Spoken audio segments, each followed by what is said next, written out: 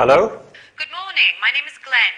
I am calling from the Goldfish Incorporated. May I speak to Miranda Cunningham? She's not in at the moment. I'm a colleague.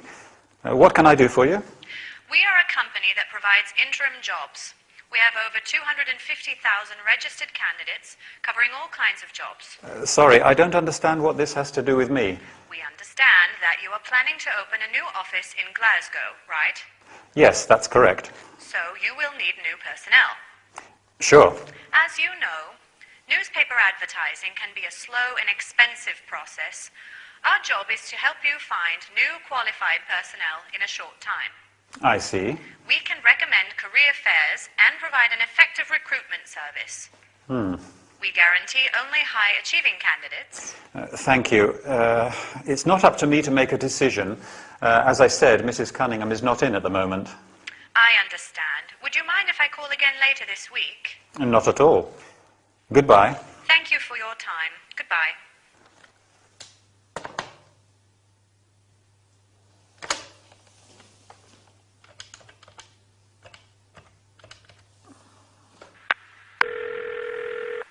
Hello, the Sentinel. How can I help you? Yes, I'd like to place a job ad in your newspaper. Hold the line, please. I will put you through to Mr. Finder.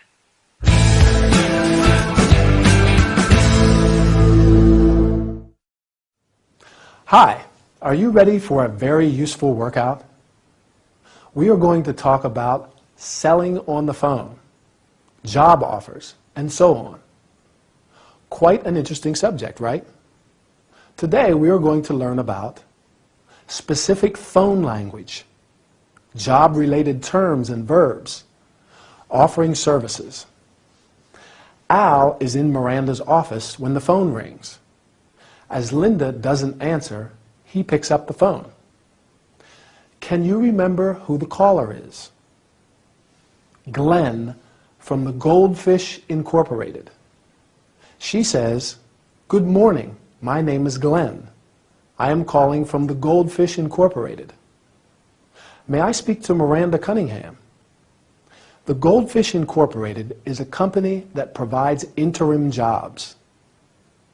Interim jobs are temporary jobs. They have over 250,000 registered candidates covering all kinds of jobs. Many companies today require personnel on a temporary basis.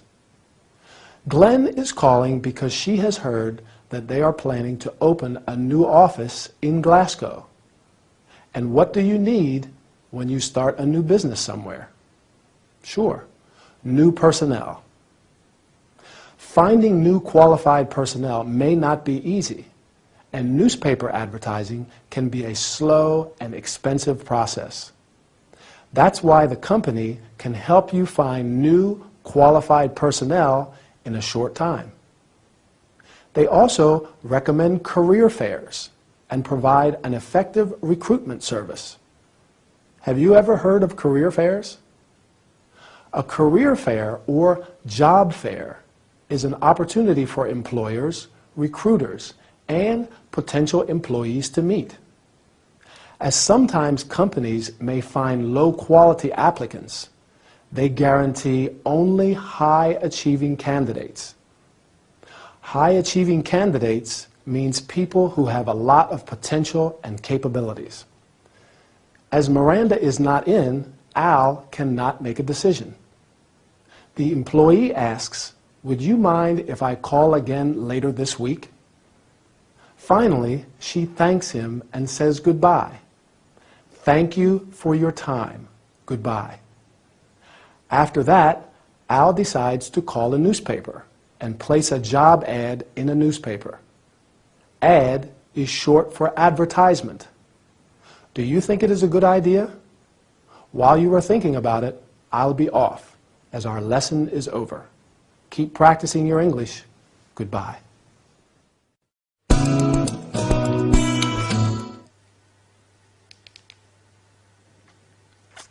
Oh, I almost forgot. Miranda is in court and has asked me to check her emails. Okay, Miss Adams. Dear Mrs. Cunningham, I wish to inform you that another unpleasant event has occurred and, let's see, this one. Hi, Miranda. I would like to know the dates and location of the conference on bioethics and health law. Thanks a lot, Janet. Send email to Janet as soon as possible. Oh, help. I have to send an email to all the colleagues. I must tell them that there will be no internet connection from 10 to 12 today. Subject, internet connection failure. Dear colleagues, I am writing to inform you that due to technical problems, there will be no internet connection from 10 to 12 this morning.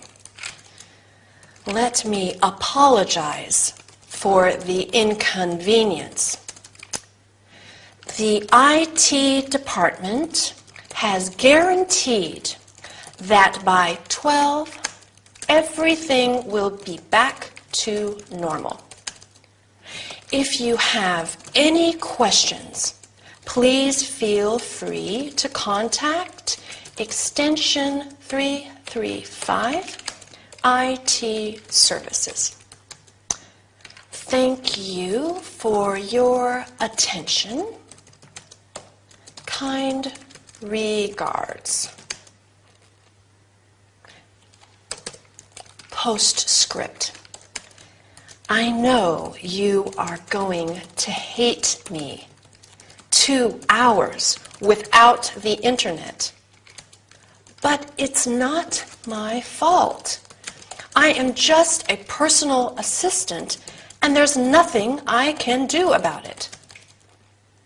Lots of kisses. Your friend, Linda. I'm afraid I can't send it like this.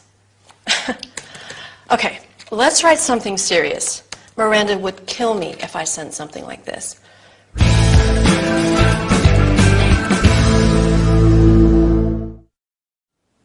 Welcome back to our business training session. Today, our workout is about one of the most common forms of written communication. Can you guess? Emails, right. We are going to learn about email structure, the subject line, the salutation, the body of the email, the conclusion, and finally the close. Miranda is in court, and Linda has to check her emails, that is, to read them. You can write, reply to, and send emails. Emails have a precise structure. These include the subject line, where you state briefly what the email is about. Linda has to send an email to her colleagues to inform them that there will be an internet connection failure for some time. The subject line of her email is internet connection failure. If you are writing an email to ask for information, the subject line may be inquiry. If it's about an order, it may be order number 4457FG and so on.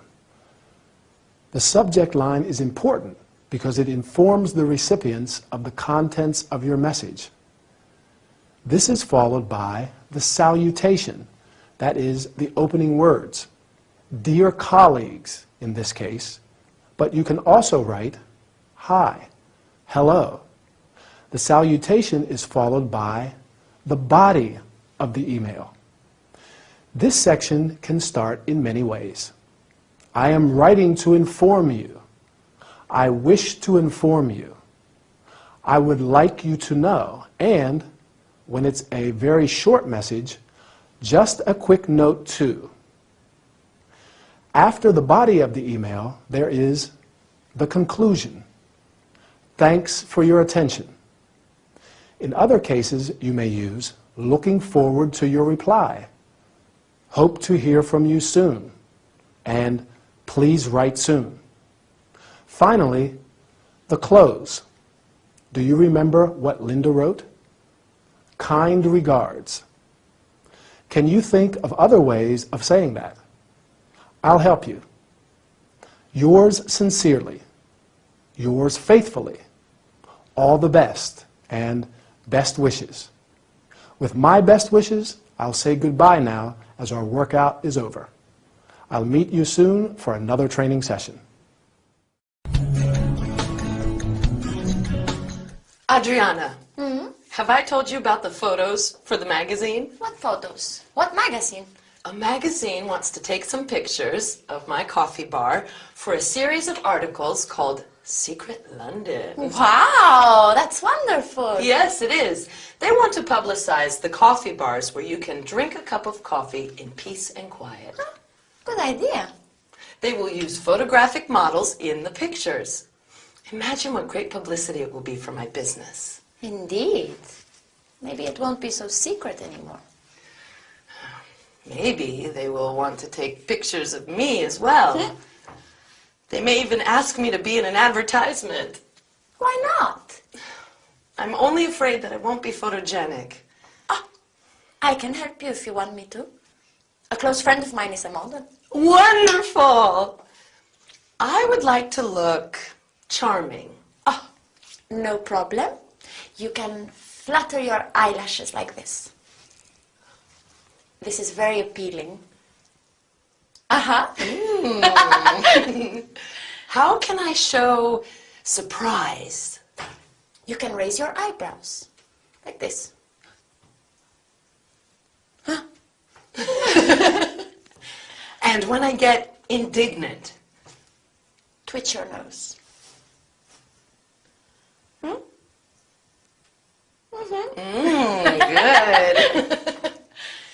And what about self-satisfaction? That's my favorite one. You smirk. And if you're happy, you beam. One last thing. How do I show disapproval? Easy. You sniff.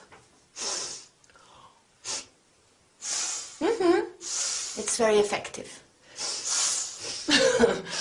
Well, I hope that's not necessary. Yeah!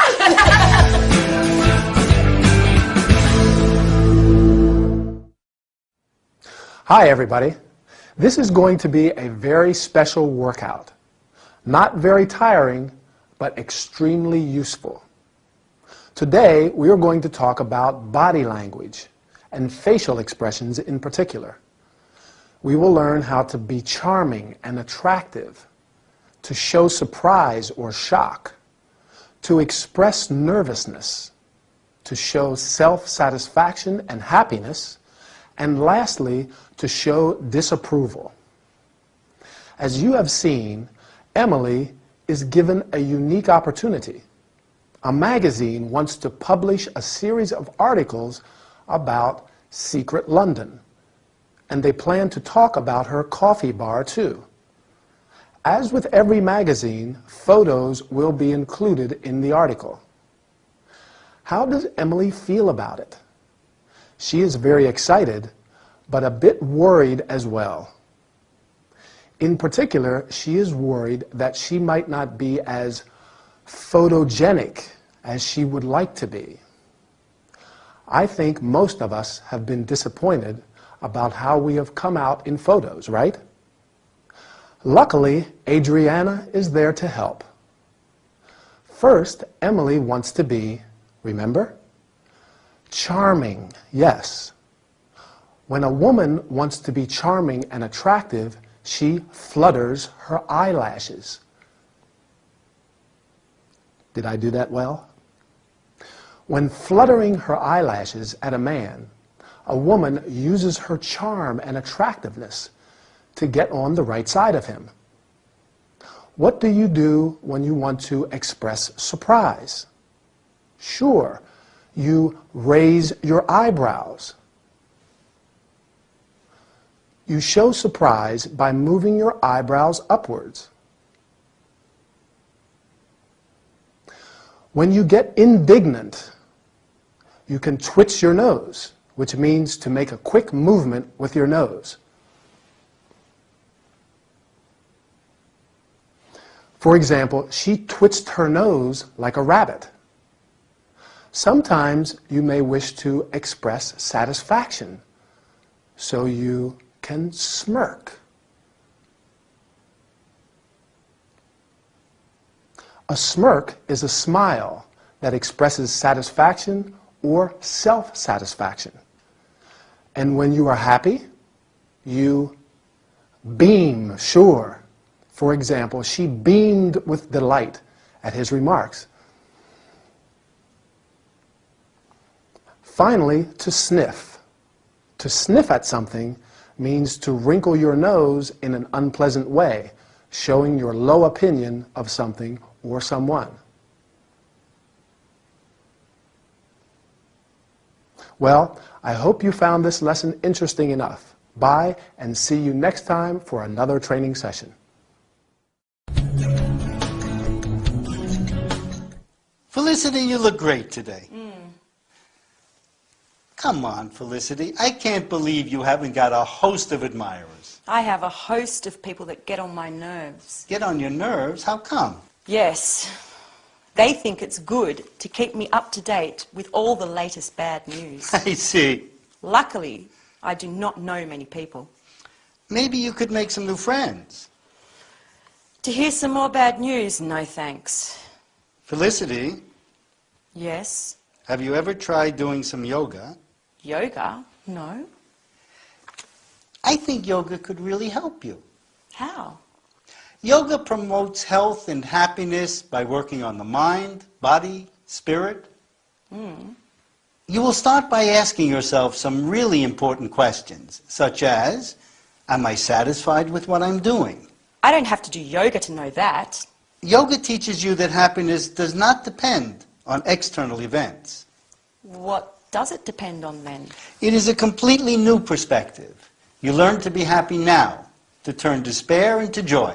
That's really hard to believe. The main form of yoga practiced in the West is Hatha yoga. Hatha yoga? Yes, it involves yoga postures and breathing exercises. Postures? There are a lot of yoga postures. Dog and cat, the cobra, the locust. Dr. Fraser, I don't think yoga would be good for me. I'm scared stiff of exotic animals.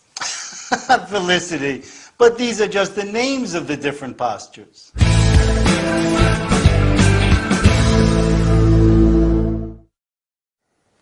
Hi. Today we are going to do a fantastic relaxing workout. One that will make you feel great even if you have had a very hard day. In fact, we are going to learn a lot of terms related to yoga and contemplation. Felicity is in Ray's room. She is not very happy, and Ray is doing his best to improve her morale. He proposes her to try yoga because yoga promotes health and happiness. He says yoga teaches you that happiness does not depend on external events. Happiness is the feeling of being in high spirits. Synonyms of happiness include joy, great happiness, bliss, perfect happiness, and delight. That means great pleasure, satisfaction. Opposites of happiness are unhappiness, sadness, and melancholy. As you have heard, yoga enables you to turn despair into joy. Despair is a feeling of hopelessness or desperation. When you are quite happy, you can say, I am very pleased, and I am glad. When you are very happy, you can say, I am extremely happy, absolutely delighted, or absolutely thrilled. Opposites of happy are unhappy, sad, or disappointed. When you are very sad, you can be very unhappy, desperately sad, very depressed, and miserable. I would say that felicity is desperately sad, very depressed, and miserable. Don't you agree? Yoga may be useful for her. Ray says that Hatha yoga, the main form of yoga practiced in the West, involves yoga postures and breathing exercises. Posture means a position of the body. Breathing exercises are based on breath, the air taken into or expelled from the lungs. Ray mentions some yoga postures. Do you remember them? Right. Dog and cat, the cobra, the locust. They are simply the names of some postures, not, as Felicity thinks, real animals. I do hope you enjoyed this lesson and feel better too. Don't forget to practice your English. Bye, and see you next time. Look at the cinema listings. There are lots of nice movies showing. How do you know? I read the cinema reviews. This movie must be really unforgettable. Ah, we could go to the cinema if you want to. Why not? Today's Friday, right? Right. We better book seats then. Sure. Have you got a phone number? Let me see where this movie's showing. Here. 0871 971 5682. 0871 971 5682. 5682. How can I help you? Yes. I would like to book 2 tickets for tonight's showing. I am sorry, but I think you've got the wrong number. Oh. Okay. Bye. You must have given me the wrong number. I don't think so. You dialed the wrong number. Okay, try this one. 0871 971 5587. Okay. Thank you for calling the Apollo Leicester Square. For details about movies now showing, press 1. To book tickets, press 2. To talk to customer service, press 3. Oh, my. I hate all this. Thanks for calling the Apollo Leicester Square. Your call is in a queue. Please hold on until one of our operators is free. We are sorry to keep you waiting. Next time we go out to have pizza, okay? Pizza. Sure. This is Mary speaking. How can I help you?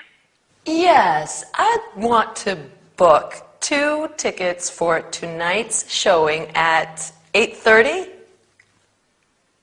Can you give me your name and credit card number, please? Oh, sure.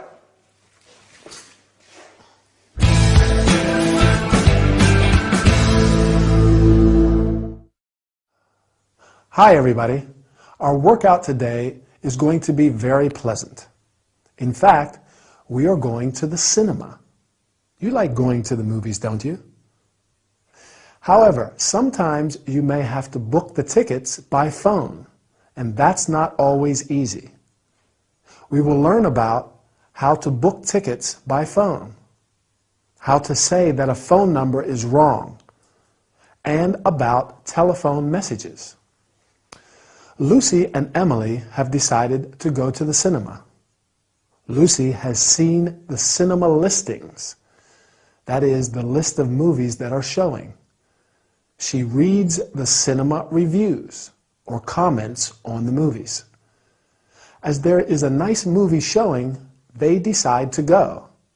But it's Friday, right? And it's better to book the tickets beforehand.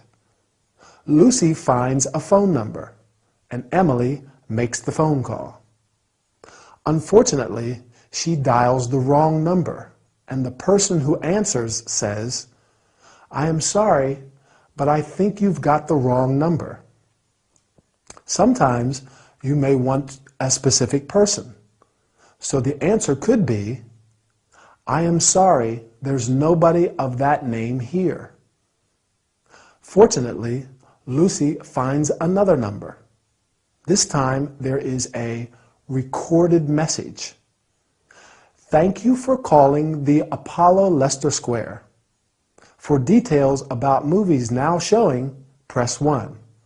To book tickets, press 2. To talk to the customer service, press 3. Since there is not always someone on the other end, it is important to learn to understand phone messages. When Emily dials the number, there is another recorded message. Your call is in a queue. Please hold on until one of our operators is free. We are sorry to keep you waiting." You can also hear, "We are experiencing an unusual volume of calls. Please hold the line." Or, "All the lines are engaged at the moment. Your call is in a queue. Please hold on and your call will be answered as soon as possible."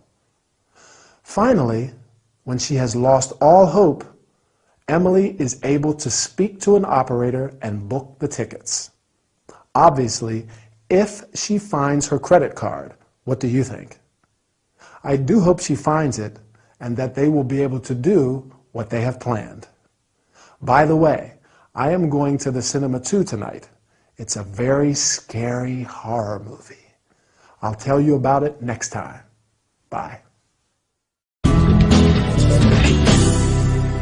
Would you like something to drink? Yes, sure. I'd like a natural fruit drink if possible. Gin and tonic for me. Okay.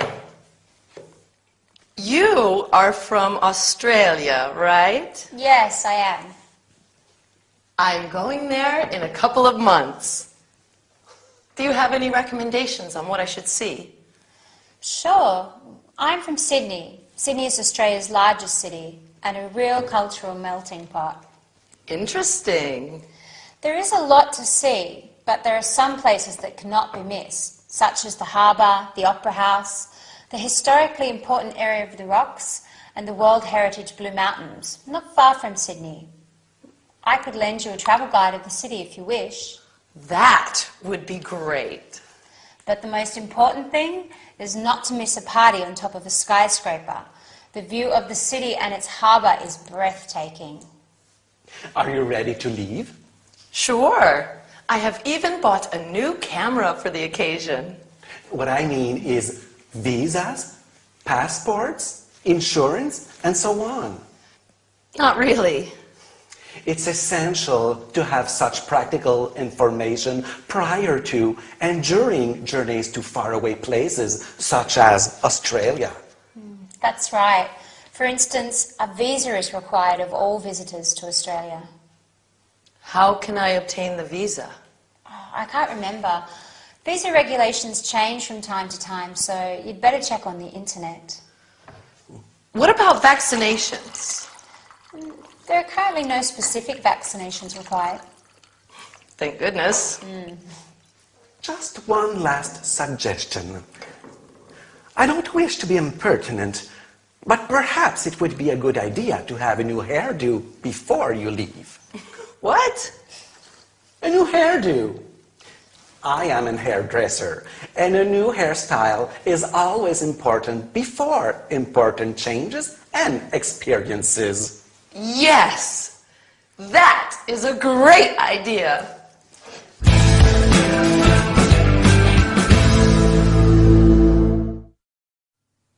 Hi, are you ready for another workout with me, Anthony? I hope so, because today we're going to travel to a faraway country. How exciting. We're going to learn about talking about places of interest, practical travel information. Emily is about to go to Australia. Since Chloe is from Sydney, she provides some information on places that cannot be missed, that she must see, such as the harbor, the opera house, and so on. Along with these places, she recommends, do you remember what? Sure, a party on top of a skyscraper, because the view of the city and its harbor is breathtaking. Breathtaking means of outstanding beauty. When you travel, there are many things to take into account. One of the most important is practical information. That is information related to visas, passports, insurance, and so on. This practical information is particularly important when traveling to faraway places, such as Australia. Far away means distant. First, you have to check if your passport is valid. Then you should check if a visa is required. Chloe says that a visa is required of all visitors to Australia. A visa is an official mark made in a passport which allows you to enter or leave a particular country. For example, you can say, I traveled to Argentina on a tourist visa. There are two main kinds of visa, a tourist visa and a work visa. A tourist visa usually lasts for a few months, while a work visa lasts longer, but it is much more difficult to obtain. Visa regulations change from time to time, so you'd better check on the internet. It is indeed wise to check the internet for visa and other types of regulations as well. Another very important aspect to take into account is health information. Are vaccinations required? A vaccination is a protection against a particular disease, usually by injection. Indeed, the authorities may not let you enter a country if you haven't had the required vaccinations. And that would be most upsetting, don't you agree? Luckily, there are no specific vaccinations required. So, according to Mr. Little's opinion, the only thing Emily needs is, remember? Sure, a new hairdo. That is the style of a person's hair. Hairdo is a term especially used for women. Well, I can't go to Australia, and I'm not going to go to the hairdresser, but I am going to the barber shop to get a haircut. Bye, and I'll see you soon in our next training session.